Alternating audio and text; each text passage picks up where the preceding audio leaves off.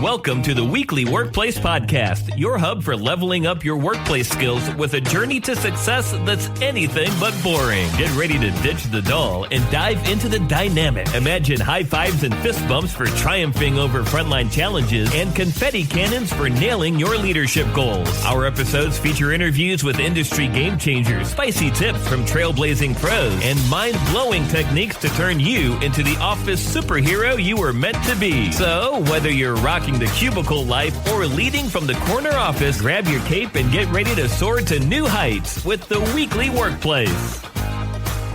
Welcome to the Weekly Workplace, where professionals come to find insights and inspiration for success. With you again today, Missouri Training Institute. Hello. Good morning. Oh, it is another beautiful day. Yes. I am excited to be in person with y'all. Yes. And I'm excited to get to work today. my Genius of Enablement. Well, we got to talk about it first. Let's get down to it. All right. Let's get to it. So if you've been following along with us, we are on our fifth Working Genius. This comes out of Patrick Lencioni's 6 Types of Working Genius. There's an assessment available, and we've gone through the first 4 already. This is our 5th. Next week, we'll enter our 6th. This particular genius is called Genius of Enablement, and this happens to be one of my working geniuses. Mm-hmm. Yep. Yes, it is. Yes. So we're going to talk a little bit on the team about how this differs from some of our others. And I also really want to point out that this is the first part of the 3rd stage of work called the implementation stage. Mm-hmm. So if you've been following along with us, 3 stages of work: ideation, activation, implementation, 2 working geniuses in each stage. And so we start out at a very high level with our Genius of Wonder. And when we start getting down into the space of enablement, this is where we start responding to kind of the rallying cries, as we call it, of our galvanizers. We've discerned down an idea. Our galvanizers are getting us excited about it. And then those with the Genius of Enablement are like, all right, here's what I'm going to do. And here's what you're going to do. And here's what I think you should do too. And there's a lot of movement. This is the first piece of making the actual tactful, practical, tangible movement on a work process. Is that how you all look at it too? Yes. Oh, yeah. I can't wait to tell my story. Oh, boy. Get ready, Bryana. Here it comes. Okay. Well, tell me a little bit about before we took this assessment and before that came back. Had you all already called that would probably be in my... Yeah. Okay. Yeah, absolutely. And one of the clues is that every morning when you come in, we always have our little pleasantries at the beginning, We right? do. Hi, Yeah, how yeah, are you? yeah. What's going on with the kids and that kind of stuff. And then right before we get back to work, the first thing out of her mouth really is, what do you need from me? That's true. What do you need from me today? And that kind of thing. So she's always got that to-do list, I think. And you are constantly, I think, thinking of that to-do list and what's on that to-do list and all the things that you need to get that to-do list accomplished and those kinds of things. So yeah, I had you pegged on this one. Yeah. When did it start showing up? Like in my... Day one. Day one. Okay. In the interview. Wait, help me understand that a little bit more, right? Well, I have my questions as the interviewer, and you had many questions as the interviewee. And first of all, they were great questions. And honestly, as an interviewer, I wish more people would ask questions because it shows their level of processing and, fit for the job. So I actually appreciated it. It made me think about things I hadn't at least put to words. But a lot of it was about the process of work and how work gets done. Yeah. And the duties, which, in an interview, that's what you're trying to figure out, right? But it was very specific. And so if you were with us 2 episodes ago, we talked about discerner and we talked about how discerners love to ask questions. And so enablement for me is a genius and my other genius is discernment. Yeah. So you kind of have a double whammy there. I'll tell you the other thing that I think is important to note about the enablement genius isn't just that it's about the people who start getting the work done. It's also people who have this genius. It's about providing the support. So that's the activation piece of it. But it's also the assistance to help with others, to help them succeed. What do you need from me today? It is. Yeah. You freely do that. You freely offer up your assistance for things. And, anything that we're talking about in a team meeting, for example, you will, I was like, well, I can do this and I can do this. And, we thought about this and you're ready to move on it, and here's all we need to get accomplished. Sometimes to a fault. Mm-hmm. Yeah. Yeah, I think that's one of the biggest things. It also did not come to any surprise to me that this was one of my geniuses, because I like to think that I'm good at trying to understand what other people need, providing that timely help to really kind of make the progress, make the movement forward to my own detriment. Mm-hmm. So I will, maybe put something else to the side that I knew I needed to accomplish to make sure I'm helping what someone else needed. I mean, it's a constant battle, I think, internally to ensure I'm taking care of someone else versus just getting the day-to-day done. Are there other things that, you find that is difficult for you with this particular genius? You talked about putting other people's needs first. Yeah. Anything else that happens? I think something I've always wished I could do more of was think bigger picture. And so for me, being able to look past the day, the week, the month is hard even for me because it is truly almost a day-to-day process for me. So to think long-term planning or to see the bigger picture of something, I'm down in the weeds quite a bit. It's hard to look up from there. Mm-hmm. I have recognized and I'm aware enough about this genius to know that it rubs people the wrong way sometimes, because when you come in and you're just ready to, although to you it might feel like you're trying to help them, to them it might feel like you're being pushy.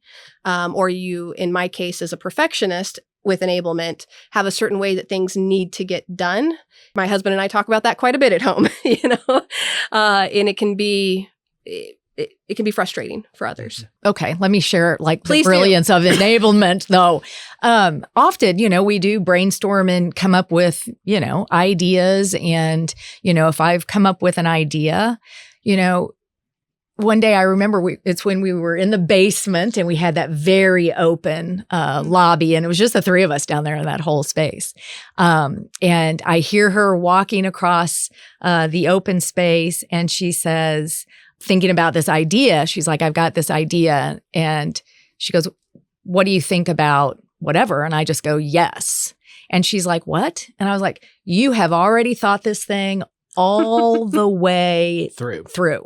Like, I don't have to question, like, where's this coming from? What brought this up? Like, none of that path following. Like, everything is down to the minuscule detail. Mm-hmm. And so you don't ever have to count on her missing anything. Yeah, she's a walking action plan. Yeah. Every day, right? Yeah. She knows exactly what her to-do list is and all the things that it needs to make that happen. Yeah. Do you get a lot of satisfaction, Bryana, from just crossing things off that list, or? I do. Probably that leans more, I think, into the space of tenacity. Mm-hmm. Our genius we'll talk about next week. And tenacity is one of my competencies, certainly. So yes, and I think the bigger piece of satisfaction I get is feeling like I helped someone else. Mm.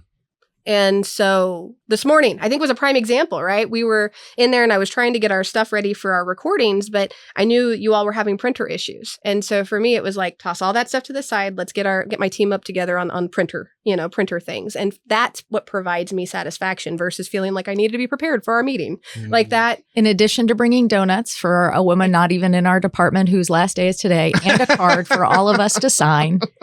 Did do that. Right? Did that. And that's all before she even got to work. Exactly. Like those things have been thought of. Yeah. It's beautiful. Yeah. So it balances so well with my inattention to detail. Mm-hmm. Right. But where she kind of slows me down and is like, well, what about this and that? Have you thought about that? And of course the answer is no to that. Of course I haven't thought about that. That's why I have you, but then telling her to like, okay, just look up, take a breath, look up. Right. Yeah. So you don't become overburdened. Mm-hmm. Yeah. Or take on the work that other people should be doing. Yeah. It was funny hearing you say that because my son just finished his first season of T-ball. And I was not the assistant coach, or my husband was an assistant coach, and there was a couple other women that were assistant coaches, and then the head coach. And the final game, okay, so the final game, the assistant coaches were putting in there like, oh, well, we did some goodie bags for the kids, and we did some of this and that. And I'm like, why didn't I do that? And my husband looks at me and he says, you don't always have to do it. And I went, oh, you're right. I don't. But there's just something hardwired into our enablers, I guess, who just feel like it should always be you doing it. And you can't explain it. You can't put any real understanding to it. That sense of responsibility is also in my top Clifton strengths. So An achiever. Exactly. So it all lines up, and it is hard to set boundaries and to ensure that you are not only meeting the needs of others and the work that needs to get done, but meeting the needs of your physical self too. Wow. So it must be exhausting, never being able to say no. Oh, I have a hard time with no. Yeah, which there's irony in that, because if you're watching our YouTube playlist right now, you'll notice I actually did a session on learning how to say no. And I was trying to take my own advice as I was doing that too. Much easier in somebody else's space, right? Because you're not emotionally tied to it. It is. That's what coaching can do for you. Yeah. Yeah. I happen to know a really good coach. Oh. Yeah.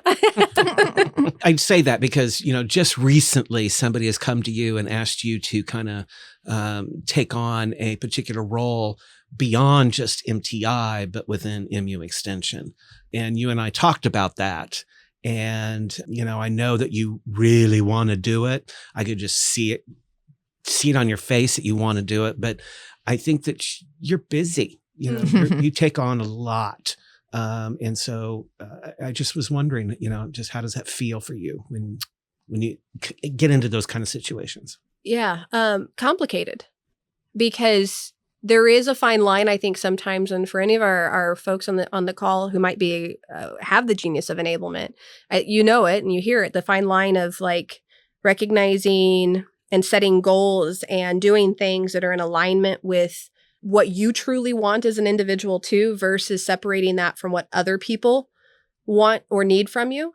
There's not much of a line for me most of the time. And that makes it very difficult to distinguish, am I doing something because I genuinely believe in this, I support this, I feel like I can be an active contributor, versus am I doing it because they really need me to? And that's hard. That's it's very complicated. It's a lot of internal, I think, tug of wars that occur for enablers in that space. And I'll say, actually, I got 2 requests this week to do things. So the first one, was that big project. And then the second one was another ambassador project. And I was like, all right, weighing both of these. And I think I came to you, Dewey, and I'm like, all right, so I'm thinking this about this one. I'm thinking this about this one. And really trying to kind of dilute it down to this idea of what is more in alignment, trying to be intentional now, because it is hard to say no. And there's a lot of things that happen on this team in particular that I'm so grateful. It helps me balance those things out. So just having the conversation with you, for us actually sitting down and as a team and thinking through what and how can we balance workloads? What do we need to take away? What do we need to not do anymore? I mean, we're constantly having those conversations and we're constantly collaborating. And that is a good space and is something that I think a lot of our folks with the genius of enablement kind of need to feel supported in that genius. Okay, so I got another question for you then, because as I'm hearing you talk about this and the idea of sometimes hard to set boundaries, say no, that kind of stuff, how do you ensure that you're enabling efforts, that they're effective and not necessarily creating dependency with other people? Yeah. Because I think about myself and how I've come to rely on you and your talents and your strengths and things like that. And, I'm not learning some things for myself that I should be because I know that I can just go to you. Yeah. But that means that I'm kind of dependent on you. Yeah. So can you speak to that a bit? I think that as I'm getting older, that I'm starting to recognize the importance of that balance. especially as a mom now, I recognize if I'm doing everything for him, that I'm not actually teaching him. And so that has been kind of a big space where I've stepped back and reflected on all of the other roles and the hats that I wear in my life. And so for me, I do also find joy in helping others learn how to do something and kind of walking alongside them in that process. At the same time, you still can't reduce the sense of responsibility that you should just be doing it yourself. So I think for me, when I'm considering that space of dependency, I think I've reflected a lot more on that in the last few years, because I started asking myself, am I being brought to the table because I have great ideas and contributions that I can make, or am I being brought to the table because people know that I'll take care of the work? And that was really a gut check moment for me, to start thinking through things a little bit differently, in that I don't want people to just be dependent on me and to just see me as the person that can get things done. I want people to see and value and appreciate kind of the bigger picture and scope of what I can contribute. To be able to contribute in that way, I have to let some things go because my plate is too full. Yeah, I can see that dependency would be difficult from others depending on you. And knowing your achiever, your responsibility, your discipline, your focus, all of those things, even you not being dependent on doing everything is a mind shift. Mm-hmm. It is. Right? Because, we were talking about a colleague that's retiring and how he's, all of his identity is in what he thinks, and you were so mindful in saying, well, you're a dad and you're a spouse and you're a traveler and you're, and we get, how we depend on our geniuses because they somewhat define us. Right. And then when you're having to say no to something because you're capable, you could do it, that's got to be difficult. Yeah. Yeah. Because in some ways that's almost denying your own part of your identity. Yeah. I had a mentor one time say to me, we're going to be climbing a ladder most of our life, right? That's what we try to do in the professional realm. And she said, the most important thing you can do, though, is turn around and lend a hand to the person behind you. And I know in a way, this is a little bit different, but it resonated in that sense that I want to be defined as the person that is giving the opportunities to someone else. I don't have to be the one to do it all the time. And so for me, that was kind of that picture and that space of what my responsibility is and the legacy I kind of want to leave in the professional scheme of things, by the end of my career, is not just how I did the stuff, but it's who I supported and helped and taught along the way to also build them up to be able to do the stuff. And that is a mindset shift, because my whole life I have been dependent on just get the stuff done, straight A's in school so I can get a full ride to college. So then college, I graduated a year and a half early so that I could get out into the workplace and make money and buy a house. I mean, all the things. It was that sole dependence on, I had to do it. And I think we're taught that. So when we think about these geniuses, like you think of, and we talked a little bit about it in our first session on wonder, our systems are set up this way. So it might not come to any surprise to you all that enablement and tenacity are actually the top two geniuses worldwide. Right. Because people are taught through our systems from a very early age, check the box, get it done. Check the box. Human doings. Yeah, we are human doings. Absolutely. And so to reframe that thinking, we're not talking about just the last 10 years of my career. We're talking about an entire lifetime. Exactly. Yeah. Exactly. When you had that ladder metaphor, and of course, we've used that in old school, back in the 1900s when we were talking about business and careers, as like climbing the corporate ladder or whatever. And then it became the corporate lattice, because everybody was spreading out. And when you mention that in the perspective of enabler, the metaphor that came up for me is, not helping somebody climb your ladder, but you helping somebody get their own ladder. And so it's not like they're on the rung below me and I'm giving them that hand up as I move, but it really is, let me just go get you your own, like here's where here it is. And then they can begin to climb their own ladder, because thinking that there's one ladder, that is, and I'm not saying you were, I'm just in the metaphor, right? That everybody's got their own ladder. Yeah. In that idea of abundance. What other questions y'all got as we think about this enablement? What's it like? I mean, honestly, to work or to have an enabler on your team? This, I can't remember. I don't think this is a frustration of mine. Maybe it's, I think this is a competency. These are competencies for both of us. Yeah. Yeah. And so, if you have somebody working with somebody who this is a frustration for them, what can they do to, kind of get to know what an enabler does and learn to appreciate that? Just understanding is what's needed.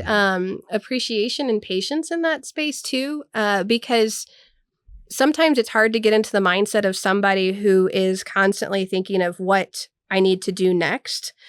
And I can only imagine, right? Because I don't have that high level thinking, but just appreciate the opportunity to push something forward, to know when it's time, and to be patient in that space of conversation, and recognizing where are we at in this process of work, and maybe right now isn't the right time to be talking about boots on the ground and what we're doing next. It starts with a conversation. It starts with understanding and appreciation and communication. If you're wanting to really develop the skill of enablement, I think in that case, you really are going to need to be able to listen well. So we talk about the active listening component. For me, it's always listening to what your all's needs are. There's a reason why I ask you first thing in the morning, what do you need from me today? Anything I can help you with? It's because I want to know. It's that support. You really offer up your support in everything that you do. Yeah. And everything everybody else does. Yeah. So again, I'm just curious as to how that, how did you develop all that? Because people can be exhausting sometimes, right? Yeah. They can. Well, I don't know that it was so much of a development if it's just a true genius. Yeah. I mean, just like your wonder, like competence. Yeah. Just something you've born with. Yeah. I guess. Yeah. Yeah. I truly it's just an ease. I love people. Like, and I've said that before, and there's times I'll joke and say, I can't stand people, but I absolutely love people. And from the time I was little, I mean, I can remember always asking how I could help, with different things that my parents were doing, whether it was mom in the kitchen, stirring the batter. And I was like, can I help? Or whether it was my dad, trying to figure out what was going on with the remote and needing new batteries. Can I go get the batteries? Like, can I help? And what's interesting is I actually see some of these attributes in our son now too. So I have a little bit of concern because I know the depth that this can go and some of the dauntedness that can come with it. But it's just something I think you're just hardwired, with any of these geniuses. It's just something you're kind of hardwired with. I think the development part comes in, and for all of us and all of these geniuses, is how to regulate it. Absolutely. Right? That awareness that it's time. Right, to shift or whatever. And, whether it's you asking me the question like, well, have you thought about this? That's kind of a flag for me that says, okay, slow down, Ray. Or maybe when I'm like, Bryana, it's time to look up. Yeah. And I'm not offended when somebody's like, let's rein it in, because it's like, oh yeah, I get so thrust into my own, vibe. Yeah. Right. Oh, we all and do. so I don't know if, if those types of markers for you are helpful, or I guess I never asked that, but it actually is. I know. So when do you feel that you're about to go over the edge with enablement? When do you know that you're like, oh, I better step back from this just a bit? For me, recently, it's been memory. I used to really be able to pride myself on how much I could remember.